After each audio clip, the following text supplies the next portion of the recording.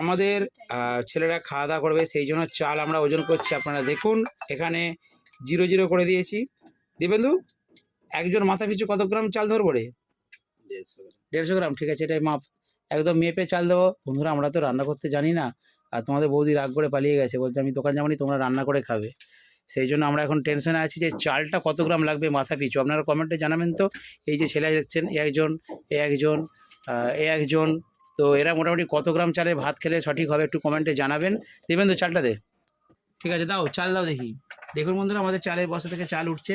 প্রথমে মাথাটা সমান সমান করে দে, হয়েছে তো? দে, এবারে ওজন করি। তার মধ্যে দেখুন এটা কত গ্রাম হয়। দেবেন তো বল কত গ্রাম করে নেবো একজন মাথা পিছু? 170 হয়ে গেছে, 20 গ্রাম কমা। ঠিক আছে, এটা মোটামুটি একটু কমিয়ে দিয়েছে। দেখুন এই মাপ দিয়েছে, এটা কত গ্রাম হচ্ছে বলে দিচ্ছে আপনাদেরকে। 149। দুটো দানাতে 1 গ্রাম চাল দেয়। তো ঠিক আছে, 150 গ্রাম ধরে নিচ্ছি, 150 গ্রাম নিয়ে আমরা রান্না করছি।